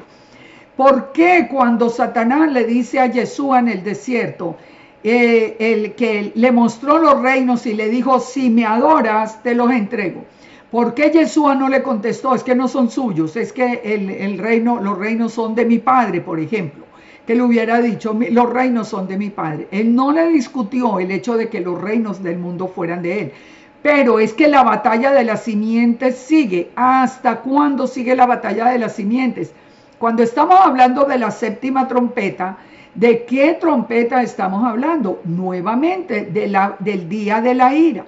Comparen lo que acabamos de ver en el capítulo anterior de Isaías. Comparen lo que nos está diciendo ahora. Es el día de la ira. En el día de la ira, cuando Yeshua viene y Yeshua ata el enemigo y lo echa al Seol, donde se reconoce con todos los reyes con los que fornicaron con él, entonces dice la palabra que en el cielo hubo grandes voces que decían, los reinos del mundo vuelven a ser de nuestro Señor y de su Mesías, y Él reinará por los siglos de los siglos. Se acaba la batalla de las simientes, pero la batalla de las simientes es real y se puede sustentar de Génesis a Apocalipsis sin ningún problema. Eso es necedad, decir que esto no, que Satanás no está enfrentado y que él está. Yo hago una pregunta: si el Eterno realmente, como dice el Kabbalah, si el Eterno fue el que creó el Hasatán y lo creó con una misión, y él fue, y la misión era la que él tuvo, la de matar, robar, destruir, la de poner tropiezo, la de ser adversario, ¿por qué lo va a destruir si se manejó lo más bien e hizo la tarea perfecta, con excelencia? ¿Por qué entonces el Eterno lo va a destruir? ¿Por qué los reinos vuelven a ser del Eterno? Si nunca existió esa batalla, entonces ¿a qué horas el Eterno perdió los reinos que él mismo creó? Es que háganse preguntas, traten, de verdad piensen, dejen de tragar entero, porque es que no podemos seguir, porque nos van llevando por un camino así es, no, tomen el tiempo de investigar. Ahora, esto es lo que nosotros vemos desde Isaías. Ahora miremos el capítulo de Ezequiel y vamos a encontrar algo muy parecido. En Babilonia nos habló de la ciudad de Babilonia, nos habló de los reyes de la tierra que estaban fornicando con el rey de Babilonia, y aquí en Ezequiel nos va a hacer la misma comparación. Vamos entonces a Ezequiel, vamos aquí en Ezequiel, y aquí vamos a encontrar en Ezequiel algo que es muy, muy importante. Y yo sé que voy a hablar de una cosa muy fuerte, pero pues tenemos que hablarla y ustedes deben buscar información. Vamos a preguntarnos primero quién es Hiram, el rey de Tiro. Porque es que cuando hoy nos dicen que el rey de Tiro es un hombre, el único nombre que he visto, porque me dediqué a leer y a estudiar los diferentes estudios acerca del tema, y siempre nos hacen referencia a Hiram, el rey de Tiro. ¿Quién era Hiram, el rey de Tiro? En segunda de Samuel 5:9 dice: y David moró en la fortaleza y le puso por nombre a la ciudad de David, y edificó alrededor desde Milo hacia adentro. Y David iba adelantando y engrandeciéndose, y Yahweh, Dios de los ejércitos, estaba con él. También Hiram, el rey de Tiro, envió embajadores a David, y madera de cedro, y carpinteros y canteros para los muros, los cuales edificaron la casa de David. Y entendió David que el Eterno le había confirmado por rey sobre Israel y que había engrandecido su reino por amor de su pueblo Israel. Aquí nos está hablando de Hiram, el rey de Tiro, pero nos está hablando esto en el tiempo de David. Primera de Reyes 5:1 nos dice ya, nos vuelve a mencionar a Hiram, el rey de Tiro, pero en tiempo de Salomón. Porque dice, oyó que lo habían ungido por rey en lugar de su padre, porque Hiram siempre había amado a David. Entonces Salomón envió a decir a Hiram: tú sabes que mi padre David no pudo edificar la casa al nombre de Yahweh su Elohim por las guerras que le rodearon, hasta que el Eterno puso los enemigos bajo las plantas de sus pies. Ahora el Eterno me ha dado paz por todas partes, no hay adversarios ni mal que temer. Por tanto, he determinado edificar la casa al nombre de Yahweh, mi Elohim, según lo que el Eterno habló a mi padre. O sea, todas estas palabras las está diciendo Salomón a Hiram de Tiro. Pero cuando Hiram oyó las palabras de Salomón, se alegró y le dijo: bendito sea hoy Yahweh, que dio hijo sabio a David sobre este pueblo tan grande. Y envió Hiram a Salomón, diciendo: he oído lo que mandaste a decir y haré todo lo que te plazca acerca de la madera de cedro, la madera de ciprés. Yo les pido que ustedes lean todo este texto, de donde nos está hablando de Hiram, rey de Tiro, que ayudó a construir también el templo. Pero lo que es muy importante es saber que hay dos Hiram: el Hiram, rey de Tiro, y el Hiram, que es el arquitecto que ayudó a construir el templo. Porque sabemos, en Primera de Reyes 7:13, dice que envió el rey Salomón e hizo venir de Tiro a Hiram. Este se llamaba Hiram Aviv, que era el arquitecto que construyó el templo. Este Hiram, que no es el rey de Tiro, dice acá que era hijo de una viuda de la tribu de Neftalí. Todo parece, según la misma historia, que era, digamos que mitad hebreo y mitad pagano. Su padre, que trabajaba en bronce, era de Tiro, e Hiram era lleno de sabiduría, inteligencia y ciencia en toda obra de bronce. O sea, este Hiram de Tiro entonces era hijo de una mujer de la tribu de Neftalí, pero hijo también de un hombre pagano. Pues vino al rey Salomón, hizo toda la obra, hizo las fuentes, las tenazas, los cuencos. Bueno, ¿por qué estoy entrando en todo esto?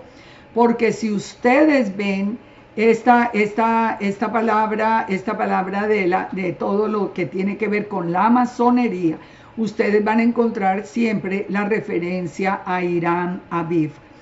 Esta referencia nos lleva también a Primera de Reyes 9:10, cuando nos dice ya de Hiram, el rey de Tiro, que el rey Salomón le dio 20 ciudades en la ciudad de Galilea. O sea, aquí hay, y en esa amistad, digamos, entre el rey de Tiro y Salomón, hubo inclusive una fuerte, dice que esa fue la razón de la leva que el rey Salomón impuso para edificar la casa de Yahweh y su propia casa.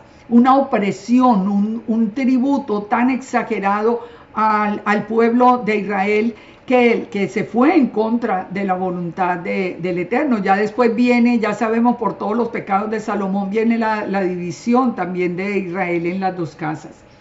Pero miremos esto que ustedes ya después lo pueden parar y leerlo en el PowerPoint si se puede.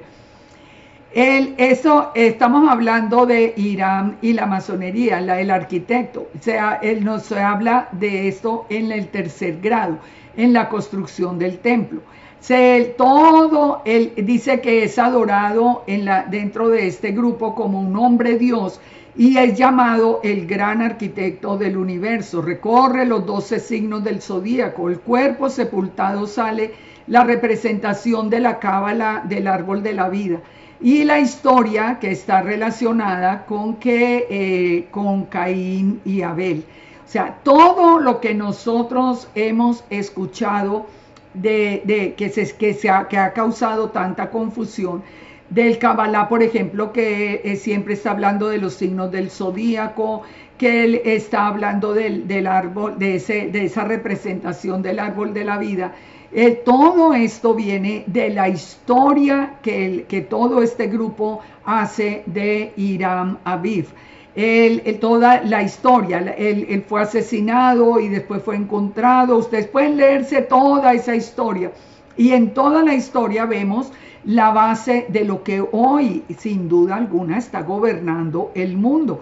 Lo que nos está hablando del gobierno de hoy. Eso, el origen, entonces, son dos personajes. Ese es el origen según este grupo de masones, que habla de dos dioses que se repartieron el universo, y dicen que hubo un hombre que creó el hombre y le da la vida, pero hubo otro que se llamaba Iblis y que fue el amo del espíritu y del fuego. O sea, este sería el que nosotros hemos conocido como Hasatán, que fue Iblis quien le dio el conocimiento al hombre que había sido creado por el otro Dios, porque hablan de dos dioses. Esto es muy claro nosotros, y que Lilith, la hermana de Iblis, había sido amante de Adán. ¿Esto a dónde aparece? Aparece en el Talmud. Entonces, ¿de dónde estamos nosotros aprendiendo? Los que dicen que la tal Lilith existió, los que dicen que Iblis sedujo a Eva y nació Caín, todos los que dicen que Caín es hijo de la serpiente. Todo esto viene de este mismo grupo que está dominando hoy el mundo. Y dice, Caín aparece en sueños ante Hiram Aviv y le explica su injusta situación y le advierte que en el curso de los siglos y los milenios los hijos de Iblis trabajarán sin cesar para mejorar la suerte de los hombres. Entonces, pensemos esto, ¿de quién estamos aprendiendo? Que lo que nosotros nos había sido revelado por medio de Yeshua, que fue lo que Yeshua nos vino a advertir, nos vino a advertir sobre el enemigo y nos vino a dar autoridad sobre el enemigo, que nada de eso es cierto.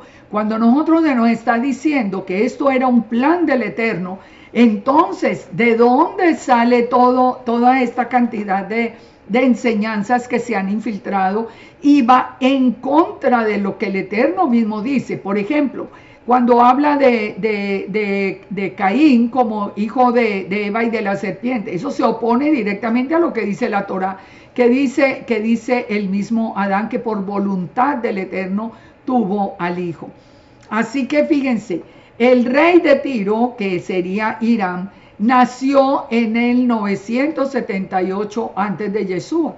Y Ezequiel, del que ya vamos a ver el texto, nos está hablando del año 622, y murió en el 571. Tenemos casi 400 años de diferencia.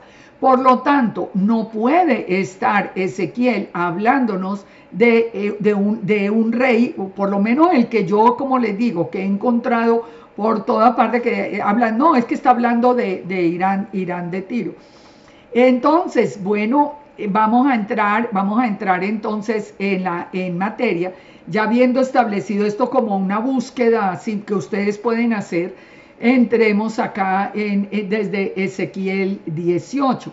En Ezequiel 18 nos habla de que, aquí voy a ir todavía más rápido, cada uno muere por su propio pecado, si ustedes leen todo el capítulo. Ezequiel 19, levanta el lamento sobre los príncipes de Israel. Está hablando de tu madre fue como una vid en medio de la viña plantada dando fruto, tuvo varas fuertes para cetros, pero se elevó su estatura. O sea, de toda la desobediencia de Israel. En el capítulo 20 nos está hablando del año séptimo en el mes quinto, el año séptimo de haber sido transportado a Babilonia. Recuerde que en Ezequiel estamos en ese tiempo. En el mes quinto, a los 10 días, dice que vinieron algunos a consultar al Eterno. Dice, bueno, hazles conocer las abominaciones de sus padres. Todo este capítulo, el Eterno le está mostrando a Ezequiel las abominaciones que el pueblo ha cometido con el Eterno. Nosotros vemos, por ejemplo, en Ezequiel 20:12, cuando les dice, yo les di mis días de reposo para que fuesen señal entre mí y ellos, pero ellos se rebelaron, la casa de Israel se rebeló, no la guardó. Bueno, sabemos que eso es parte de nuestra historia.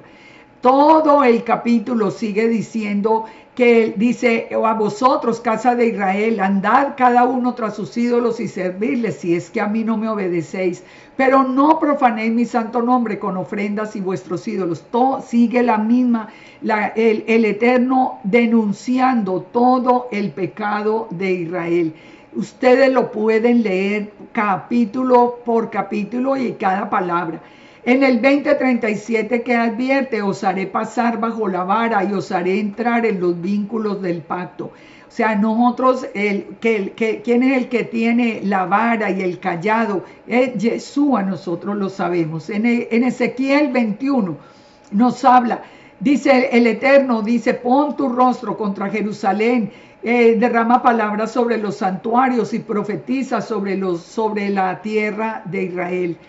Ahora sigue diciendo el Eterno, acá traza dos caminos por donde venga la espada del rey, de todo, de cómo el rey de Babilonia, como Nabucodonosor, tuvo que tomar una decisión entre dos caminos, iba a atacar a Rabá o iba a venir contra Jerusalén, y finalmente viene contra Jerusalén, ¿a causa de qué? Del pecado de Israel. En el capítulo 22, de entre todo ese pecado, quiero resaltar el verso 30. El Eterno dice, busqué entre los hombres quien hiciese vallado y se pusiera en la brecha delante de mí a favor de la tierra, para que yo no la destruyese, y no lo hallé. El Eterno está hastiado de todo el pecado de las dos casas de Israel y dice, yo voy a ver quién está quién está en la brecha orando delante de mí para que yo no destruya la tierra. Cuando venimos a Ezequiel 23, ¿de qué nos habla? Nos habla de Ahola y Aholiba, la casa de Judá y la casa de Israel. ¿Qué nos está diciendo? Igual, nos está hablando del pecado de las dos casas. Léanse esa desde el verso 1, donde nos habla de las dos mujeres, hijas de una madre. ¿Quiénes son las dos mujeres? La casa de Judá y la casa de Israel. En Ezequiel 24, ¿de qué nos habla? Nos está diciendo, hace una parábola de una olla con agua y junta las piezas de carne en ella, llénala de huesos escogidos. En el Ezequiel 25 sigue diciendo, cuando mi santuario era profanado, la tierra de Israel era asolada y llevaba en cautiverio a la casa de Judá. Todos estos capítulos nos está hablando del mismo tema, del pecado de las dos casas de Israel. ¿Qué nos advierte allí también? Nos está hablando de los hijos de Amón, de los pueblos paganos, que esos pueblos, los pueblos que bendigan a Israel serán bendecidos, y los pueblos que maldigan a cualquiera de Israel serán también puestos bajo maldición. Ahora recordemos que nosotros somos parte de esa promesa. No es solamente la casa de Judá, somos todos los de Israel. Quien nos bendiga recibirá bendición. Ahora, el capítulo 26, ¿de qué nos habla? El capítulo 26 nos está diciendo, hijo de hombre, por cuanto dijo Tiro contra Jerusalén, aquí ya empieza a nombrar a Tiro, pero para traernos a un contexto como el de Babilonia. ¿Por qué? Tiro, ¿qué significa? Una roca. ¿Qué era Tiro? Una ciudad fenicia en la costa mediterránea. Entonces, ¿qué pasó con Tiro? El Eterno acaba de decir, los pueblos paganos que se vayan contra Israel caerán bajo destrucción. Entonces aquí me dice, porque Tiro dijo contra Jerusalén, quebrantada estaba la que era la puerta de las naciones, a mí se volvió. O sea, está como que Tiro está burlando de la situación de destrucción que hay en Jerusalén por parte de Nabucodonosor. Entonces, y Tiro dice que la mayoría del pueblo se había vuelto a él, a Tiro, y no al Eterno. Y el Eterno está hablando del pecado. Unan todas estas palabras. Es importante pensar y aprender a leer bien los contextos. Entonces, por eso ha dicho el Eterno: he aquí yo estoy contra ti, Tiro, y haré subir muchas naciones como el mar hace subir las olas, y demolerán los muros de Tiro y derribarán sus torres, y barreré de ellas hasta su polvo. Tendedero de redes serán en medio del mar, porque yo he hablado, dijo el Señor, y serán saqueadas las naciones. O sea, la pone bajo maldición. De aquí ya nos sigue diciendo: he aquí que del norte traigo contra Tiro a Nabucodonosor, rey de Babilonia. Se estaba burlando porque Nabucodonosor vino contra Jerusalén. Ahora lo voy a traer contra ti. Sigan leyendo todo el juicio y todas las cosas que el Eterno está anunciando. Ahora se estremecerán las islas en el día de tu caída. Las islas que están en el mar se espantarán a causa de tu fin. Dice: te convertiré en espanto y dejarás de ser, serás buscada y nunca más serás hallada. Está hablando de qué? De la ciudad de Tiro. Ahora, ¿de qué nos habla el capítulo 27? El capítulo 27 sigue hablando de Tiro, pero ya en la forma como la ciudad se estaba viendo a sí misma. Dirás a Tiro, que está sentada a la orilla del mar, la que trafica con muchos pueblos: así ha dicho Yahweh el Señor, Tiro, tú has dicho, yo soy de perfecta hermosura. O sea, Tiro ya estaba tan envanecida y de ver más la destrucción de Jerusalén, que la ciudad, aquí habla de la ciudad, dice: soy de perfecta hermosura. En el corazón de los mares están tus confines, los que te edificaron completaron tu belleza. Bueno, sigue acá todo el texto. Ustedes lo pueden leer, todo lo que comerciaba la ciudad de Tiro, todo lo que comerciaba. Aún dice, verso 17, Judá y la tierra de Israel comerciaban contigo, con trigo, con mini, con paná, con miel, con aceite, con resina. Damasco comerciaba, o sea, todos comerciaban, aún el mismo Judá y la tierra de Israel. Y aquí en el verso 23 nos señala unas regiones que también comerciaban allí, y una de ellas se llama Edén. Esta ciudad, nos dice la misma concordancia, que dice Arán, Cané y Edén, y los mercaderes de Sabá y de Asiria y de Quilmat contrataban contigo. Aquí nos nombra Edén. Edén, nos dice la concordancia, que era probablemente una ciudad en el noroeste de Mesopotamia. Pero ¿por qué estoy haciendo referencia? Porque ahora nos va a nombrar a otro Edén. Aquí nos nombra una ciudad que se llamaba Edén, y que significaba placer, y que era una ciudad de Mesopotamia. Ahora sigue todas las negociaciones, ustedes pueden leerla, todas las negociaciones. ¿Y qué le dice a la ciudad? Vendrás a ser espanto y para siempre dejarás de ser. Ahora, ya hemos entonces visto todo el proceso. Nabucodonosor contra Jerusalén por el pecado, el padre que busca parte de su pueblo que esté en la brecha, no lo puede encontrar, entonces dice: bueno, a todo tengo que destruir a Jerusalén. Envía a Nabucodonosor contra Jerusalén, y a todas las naciones que, como en el caso de Tiro, que se burlaron por la destrucción de Jerusalén. El padre va contra ellos, porque el padre está disciplinando su pueblo, pero lo ama. Como, pongamos un ejemplo: si uno está disciplinando a un hijo y uno lo está regañando fuertemente por algo que hizo incorrecto, pues uno no quiere que venga un vecino a burlarse y a burlarse del hijo. Uno inmediatamente va a defender el hijo. Es lo mismo que hace el Eterno. Entonces, ahora sí, entremos en el capítulo 28. Primero hablamos de la ciudad, y ahora vamos a entrar en el capítulo 28. Recuerden, le dice a Tiro, le dice que lo pone como que se envaneció con todo lo que tenía, con todo el comercio, se llenó de vanidad. Y ahora en el capítulo 28, ¿qué nos dice? Vino a mí palabra de Yahweh diciendo: hijo de hombre, di al príncipe de Tiro. al príncipe, no al rey, al príncipe de Tiro. Así ha dicho Yahweh el Señor, por cuanto se enalteció tu corazón y dijiste, yo soy un Dios, en el trono de Dios estoy sentado en medio de los mares. Pero siendo tú un hombre y no Dios, y has puesto tu corazón como corazón de Dios. Fíjense, este texto nos aclara también el texto de Isaías. Porque en el texto de Isaías, cuando el Satanás dijo en su corazón, subiré a las estrellas del cielo. El texto sí nos está hablando de que él fue derribado del cielo acá.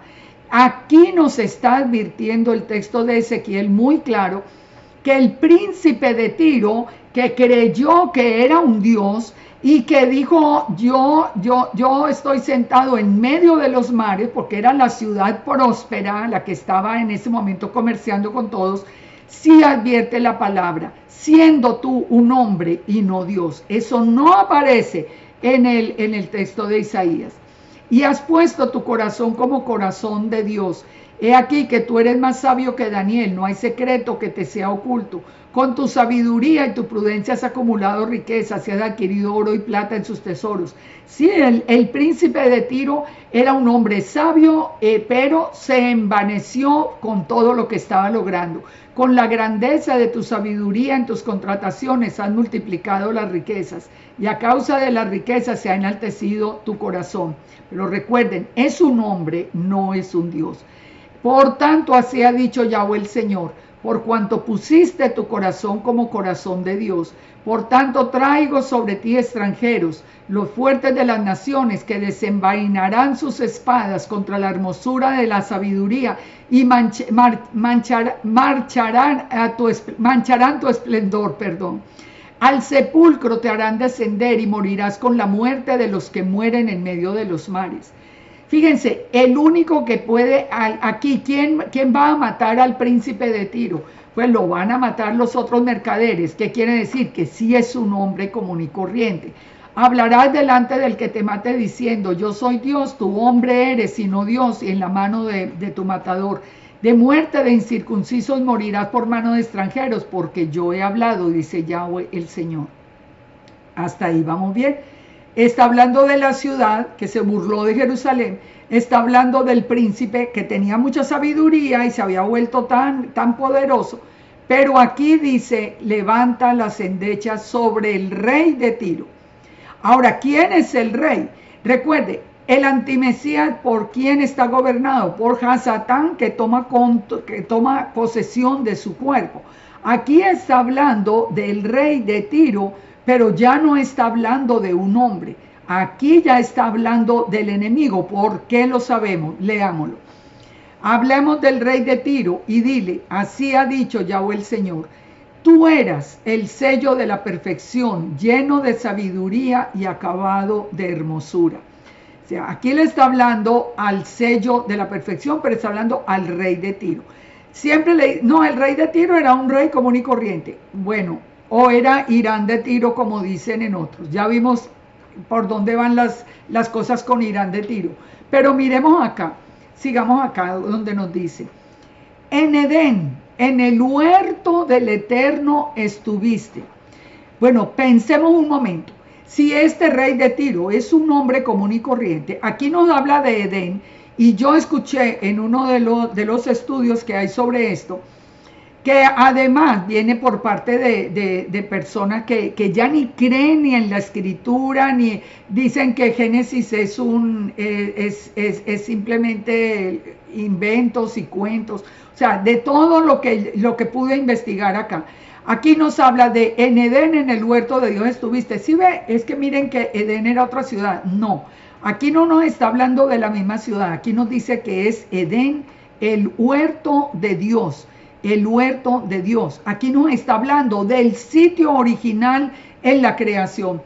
Dice, de toda piedra preciosa era tu vestidura, de cornerina, topacio, jaspe, crisólito, berilo, ónice, de zafiro, carbunclo, esmeralda y oro. Los primores de tus tamboriles y las flautas estuvieron preparados para ti en el día de tu creación. En el día de tu creación. Nosotros fuimos creados, nosotros fuimos engendrados. Los ángeles fueron creados, los ángeles fueron creados. Aquí nos dice que en el día de la creación, pensemos hasta aquí por un momento y ya volvemos. Pero ¿qué nos dice el verso 14? Para ver si en realidad el rey de Tiro es un rey común y corriente, cualquiera, Irán de Tiro o cualquiera de eso. Dice, tú querubín grande protector. Querubín, querubín. Pongan atención a esta palabra. Y qué casualidad que en ningún estudio que he escuchado se oye analizar el versículo 14. No, rapidito, no. Ezequiel 28, Isaías 14 hablan del rey de Babilonia y del rey de Tiro. Punto y se acabó. No, la palabra es muy clara. Dice que estuvo le está hablando al rey de Tiro, o sea, al que gobernaba a ese príncipe, que era el que gobernaba la ciudad. Y le está diciendo que era el sello de perfección y sabiduría, o sea, fue el que le dio la sabiduría al príncipe de Tiro. Recordemos un momento. ¿Qué fue lo que pasó cuando fue a comenzar la batalla de las simientes? De la que tampoco se habla cuando se hacen estos estudios. No se habla de la batalla de las simientes. ¿Qué fue lo que le dijo el Eterno? No coman del árbol del conocimiento del bien y del mal. ¿Qué le dijo la serpiente? Si ustedes comen, no van a morir, es que van a ser como Dios. Es decir, le trajo todo el conocimiento. Esto es importante, aquí le está diciendo lo mismo. Aquí cuando el Eterno le habla al rey de Tiro, le habla al que le dio el conocimiento al príncipe de Tiro. Y por eso le dice, ¿estuviste en el Edén, en el huerto de Dios? Sí, eso no lo confirma Génesis. Él dice que estaba vestido de toda piedra preciosa desde la creación, así lo creó el Eterno. Allí estuviste, en medio de las piedras de fuego te paseabas. ¿Dónde están las piedras de fuego según la Escritura? En el cielo, frente al trono del Eterno. O sea que no hay forma de sacar a que sea un hombre cualquiera, porque ningún ser humano, y menos un rey pagano, va a estar ni en el Edén con Adán y Eva, ni va a estar frente al trono. Perfecto eras en todos tus caminos, desde el día en que fuiste creado hasta que se halló en ti maldad. Nunca, no existe un ser humano que hubiera sido ni creado ni perfecto. La misma palabra nos dice que no hay ni uno que no haga el mal. Así que aquí nos está hablando de un ser creado y perfecto. A causa de la multitud de tus contrataciones fuiste lleno de iniquidad y pecaste, por lo que te eché del monte del Eterno. Pero ¿a dónde iba a estar en el monte del Eterno un príncipe de Tiro, un hombre común y corriente, un rey pagano, ni siquiera pues de Israel? Dice, y te arrojé de entre las piedras de fuego, y de nuevo, oh querubín protector. Las piedras de fuego que están en el cielo frente al trono, y le vuelve a decir querubín protector. Esa palabra querubín es solo para los seres celestiales creados. Esa palabra no aplica a nada absolutamente en la tierra. Se enalteció tu corazón a causa de tu hermosura. Corrompiste tu sabiduría a causa de tu esplendor. Yo te arrojaré por tierra, delante de los reyes te pondré para que te miren a ti. Lo mismo que estábamos viendo en Isaías.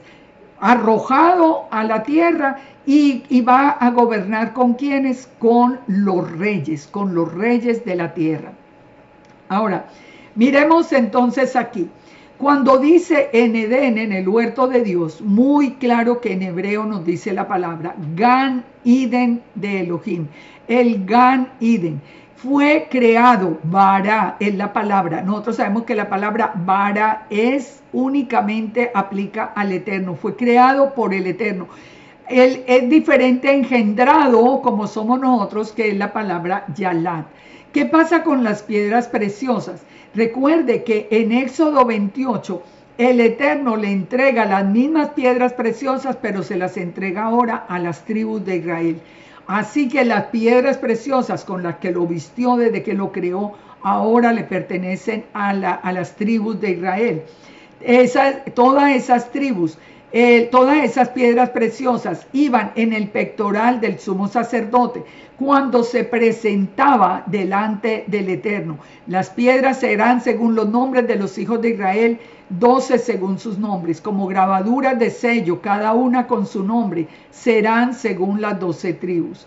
Así que fíjense, ¿qué pasa con las piedras? Las piedras se las había dado el Eterno a ese ser que creó, lleno de sabiduría, de perfecta belleza, ese ser perfecto, que después se reveló. Ahora las piedras se las da a Israel. Ahora después, ¿qué hace el enemigo? Como la ramera, ¿de qué está adornada la ramera? De piedras preciosas. O sea, el enemigo mismo trata de cubrirse otra vez con todo lo que le fue dado. Y en la Nueva Jerusalén es donde encontramos al final todos los cimientos del muro que están formados por todas otra vez las piedras preciosas que tienen todo este significado para el Eterno. Donde el Eterno pone su corazón, Él pone esas piedras preciosas. Las puso primero en ese querubín, antes de que se corrompiera, las puso después en Israel, antes también de que Israel se corrompiera. Hoy no hay pectoral, hoy no existe ni existe templo, y van a aparecer de nuevo las piedras en la Nueva Jerusalén, que viene ¿de dónde? Que viene del cielo. Ahora, cuando nos dice acá querubín grande, vamos a mirar aquí y se lo voy a poner acá un poquito más grande para que ustedes lo puedan ver, que la palabra querubín nos habla de seres angélicos, de los guardianes del Edén, de los que están alrededor del trono del Eterno, y nos está hablando de los carros mismos del Eterno. O sea, esto es importante, esta relación, la misma concordancia hebrea nos está hablando de que esa palabra de querubín no aplica para nada a ningún hombre. Decir que el rey de Tiro es un ser humano y siempre, nunca, vea, es que yo no sé cuántos estudios me escuché, ninguno menciona esa palabra querubín para explicar a ver por qué lo llama querubín y por qué le dice que estuvo en el huerto del Edén. Fíjense acá, la misma palabra querubín está en otros textos, ustedes lo pueden buscar, aquí se los vuelvo a ampliar, y la misma palabra querubín, que es el H3742, se encuentra en Génesis 3:24, en Éxodo 25:18, en Éxodo 25:19, pero siempre haciendo referencia a seres angelicales. Entonces nos sigue diciendo, con la multitud de tus maldades y con la iniquidad de tus contrataciones, profanaste tu santuario. Yo pues saqué fuego de en medio de ti. ¿De dónde viene todo ese culto al fuego que se sigue a través del Kabbalah y a través de todo eso? De lo mismo, porque de quién es el que está detrás de todo, es que ya lo estamos viendo. Entonces, la multitud, profanaste tu santuario. Te saqué en medio de fuego, del medio de ti, el cual te consumió, y te puse en ceniza sobre la tierra a los ojos de los que te miran. Los que te conocieron de entre los pueblos se maravillarán sobre ti. Espanto serás y para siempre dejarás de ser. ¿Por qué está diciendo esto? De nuevo, lo mismo que habíamos visto con Isaías 14. Está diciendo que todos esos reyes que fornicaron con él, a los que él gobernó, porque a él le había sido dado, la tierra para que la gobernara, y el Padre le tiene que quitar ese gobierno que le dio, se la tiene que quitar, pero en una batalla limpia, en una batalla que por eso vino Yeshua, por eso es el enfrentamiento desde el principio. ¿Quién lo vence cuando regrese? Yeshua, y lo ata, y lo ata por 1000 años, lo vuelve a soltar, a ver quién cree en él o quién no, ya sigue fiel al Eterno, y finalmente es echado en el lago de fuego. Yo vuelvo a preguntar, si el Eterno hizo a Hasatán con esa misión, ¿por qué lo va a atar? ¿Por qué dice que él lo trata como un espanto y porque lo amenaza con dejar de ser. En Isaías, en el capítulo 27, dice: en aquel día Yahweh castigará con su espada dura, grande y fuerte al Leviatán, la serpiente veloz, y al Leviatán, la serpiente tortuosa, y matará al dragón que está en el mar. O sea, esto es una batalla que está escrita por todo, que es que no aparece en la Biblia hebrea, pues no se la han leído.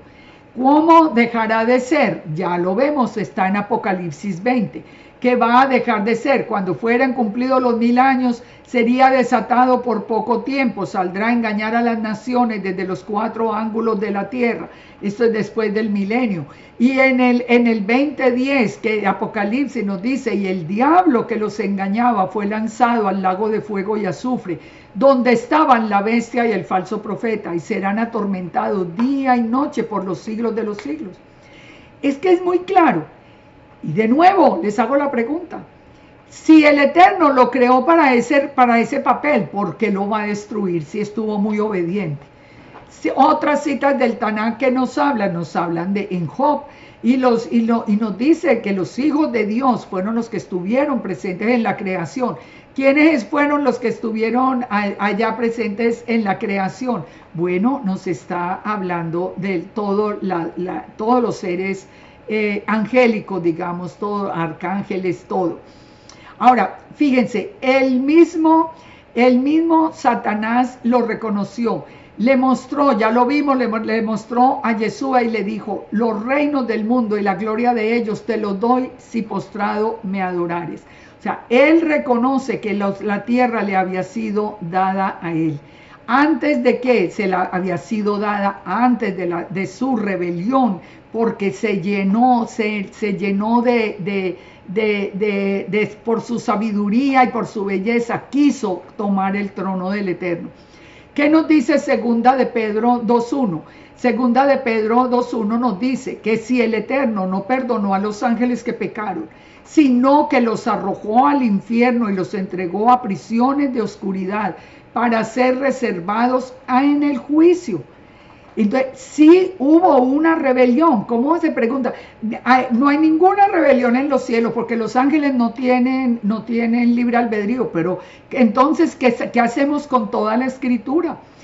Dice que el Eterno no perdonó a los ángeles que pecaron, muy claro, y están en prisiones de oscuridad para el juicio.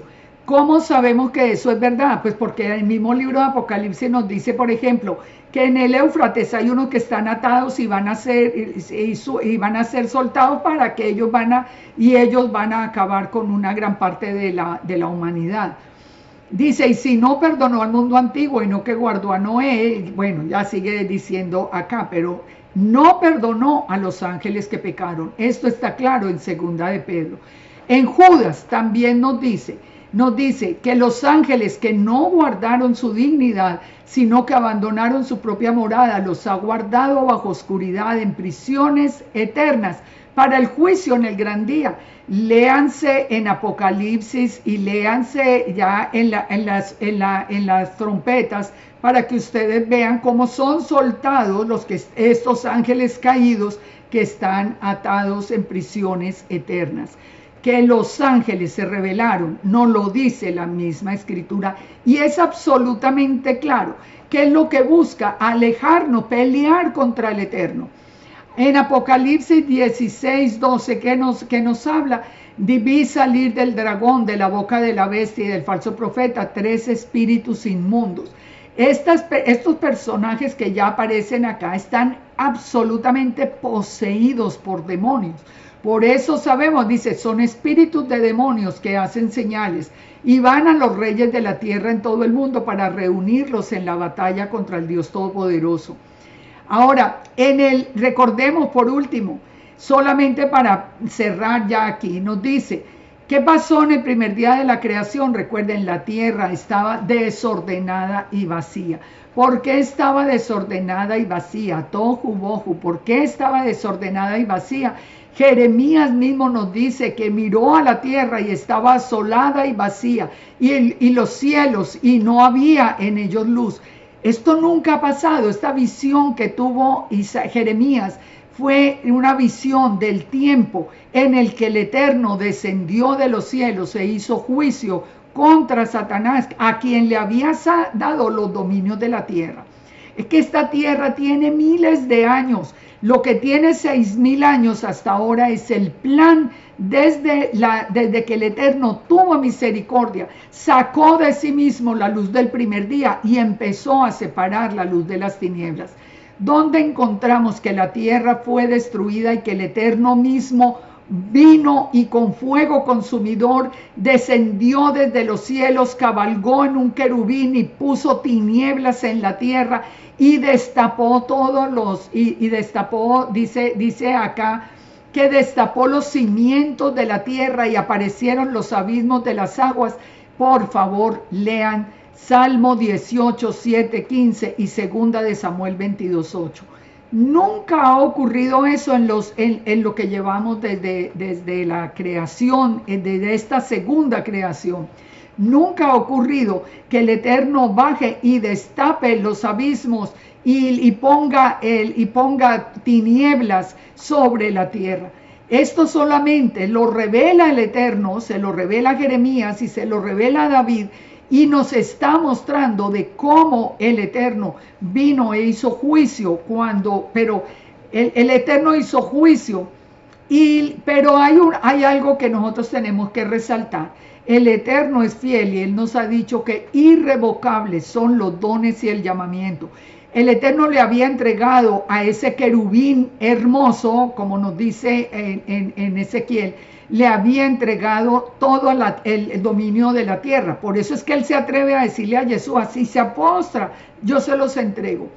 Pero fíjense, la batalla continúa hasta el final, pero en este momento de la creación, ya entre ese verso 1 y el 2, la tierra estaba desordenada y vacía porque por lo revelado aquí en el Salmo 18, del 7 al 15 y en segunda de Samuel 22, 8, donde el Eterno mismo descendió de los cielos y acabó con lo que había en la tierra y la puso desordenada y vacía para comenzar este último plan en el que pone la batalla de las simientes, y Yeshua al final es el que vence. Yeshua vence primero para que nosotros, los que estamos del lado del Eterno, podamos tener autoridad sobre todo espíritu inmundo y sobre toda potestad.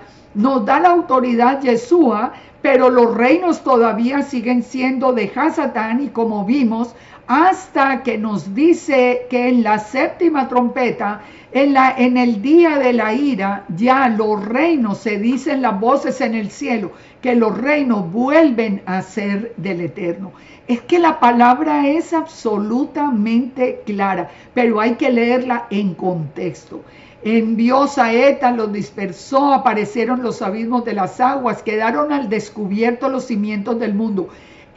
Muchos dirán en el diluvio. No, en el diluvio no quedaron al descubierto los cimientos del mundo. Así que nosotros sabemos que esto fue lo que ocurrió antes. En Ezequiel 28, entonces termina diciendo, vino a mí palabra de Yahweh diciendo, hijo, pon tu rostro hacia Sidón y profetiza. Así ha dicho el Señor, estoy contra ti, Sidón, en medio de ti seré glorificado. Ya sigue todo el juicio a Sidón. Y por último, ¿cómo termina este capítulo? Así ha dicho Yahweh el Señor, cuando recoja a la casa de Israel de entre los pueblos, entre los cuales está esparcida, me santificaré ante los ojos de las naciones. Habitarán en su tierra, la cual di a mi siervo Jacob. Habitarán en ella seguros y edificarán casas y plantarán viñas y vivirán confiadamente cuando yo haga juicios en todos los que los despojan en sus alrededores, y sabrán que yo soy Yud Hei Vav Hei.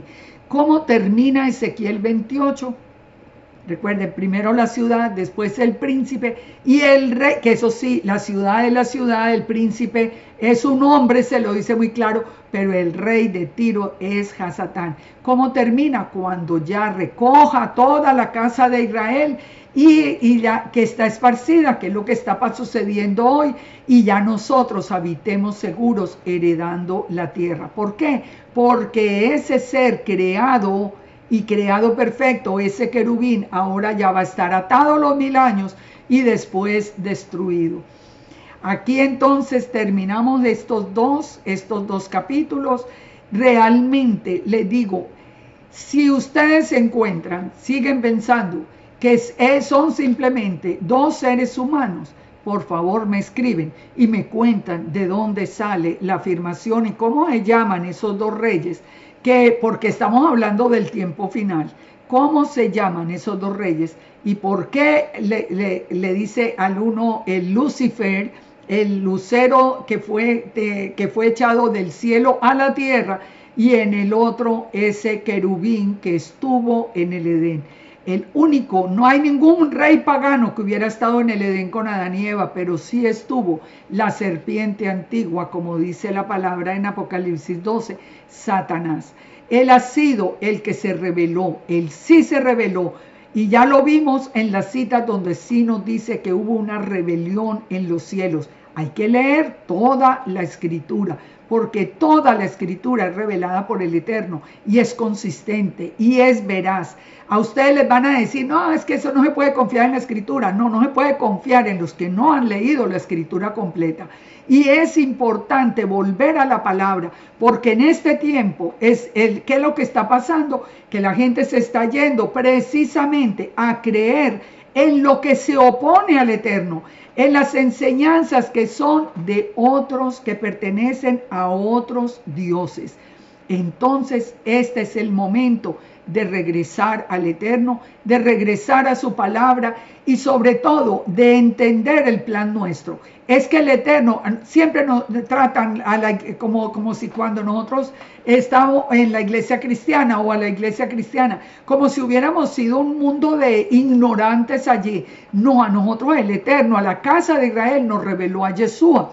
Nos reveló su nombre, nos reveló todo. Nosotros sabíamos bien quién era Yeshua, nosotros no teníamos ningún problema con afirmar la divinidad de Yeshua y creerle al Eterno. El Eterno, cuando estábamos en la iglesia, nos cambió el corazón, por ese corazón que ama y cree en la palabra. Solo que nos puso un velo, porque así era el plan. Hasta el final, cuando ya todo el mundo conociera a Jesús, entonces nos quitaba el velo, nos daba su verdadero nombre y nos entregaba la Torá. Porque recuerden, el remanente guarda la Torá y tiene la fe de Yeshua. No se la dejen quitar por personas que simplemente están siguiendo Kabbalah, y el Kabbalah dice toda esta historia de que estos dos, Isaías 14, Ezequiel 28, son puros reyes, que no tienen nada que ver, pero que el Dios del Kabbalah es hombre y mujer. Ustedes recuerden lo que se les está enseñando hoy a los niños, recuerden quién es la figura de Baphomet, que es hombre y mujer, y recuerden por dónde los están llevando, para que ustedes mismos reaccionen. Yo les pido que piensen, que lean la escritura, que volvamos a creer en la palabra del Eterno. Volvamos a creer en el Eterno. El Eterno nos guarde, nos bendiga, y el Eterno nos siga guiando y nos dé con el Espíritu Santo la revelación, y no nos deje salir ni a derecha ni a izquierda de su palabra. Shalom, shalom para todos.